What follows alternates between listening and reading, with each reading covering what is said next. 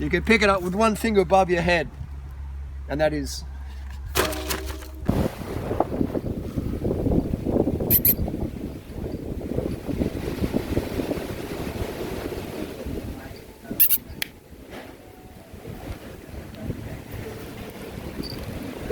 Alright, maybe come a little bit closer, babe. We've got the new bike, and this Merida Big 9 test ride.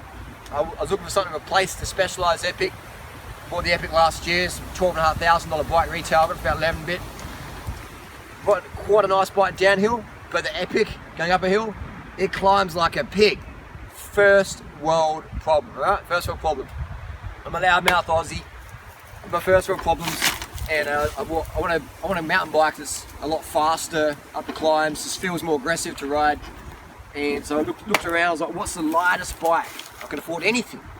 No cost is no objective for me when it comes to bikes. I don't have kids, I don't do drugs, I do bikes. And so came up with this. This is the lightest production mountain bike ever released, apparently. And it's a 2016. And I was lucky, it's the last one in Australia in my size, so I had to grab it. But yes, it's a full XDR. It's got a 32 on the front, 46 in the back, so very racy gearing. The XDR got a 180 in the front rotor, 160 in the back, lockout in the front. This is what Specialized need to do. Get a fucking lockout. This lockout works. Specialized brain is brain dead. It doesn't work.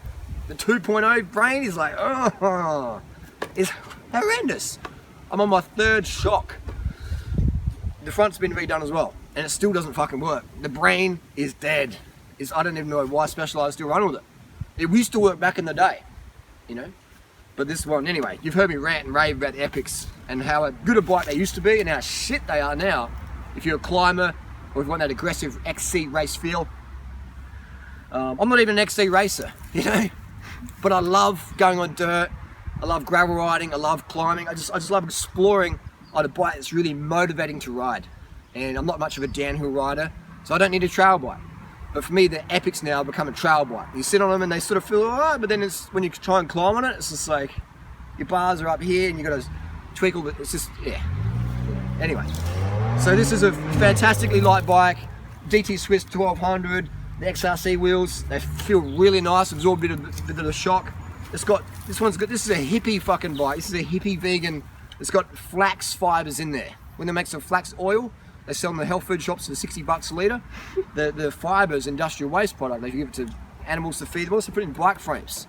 So it's got flax in there, so it's a little hippie bike, and that absorbs a bit of the buzz, and that, it does definitely feel not as plush as a Trek ISO speed, but it's not far off. It does feel pretty good. And you got a fair bit of seat post out of here. I run a pretty low seat height for 6 foot tall.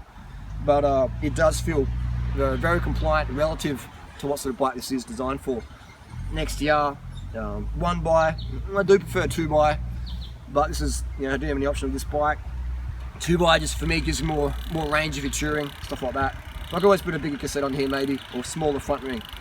But yeah, it definitely does go good.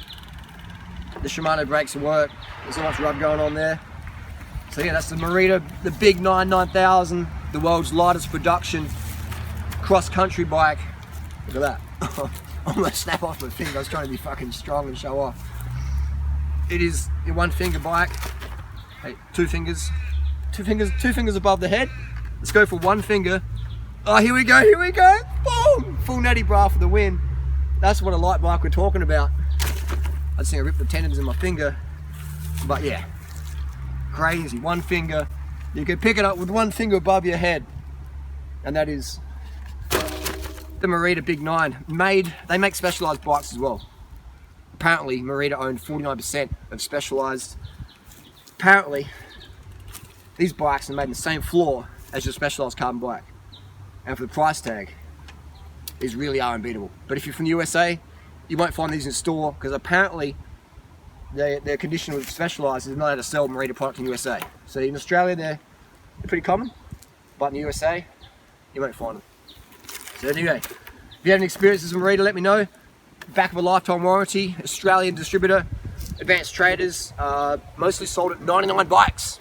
So if you're after one, go to your 99 bike store, your local Merida dealer, take one for a test ride then decide.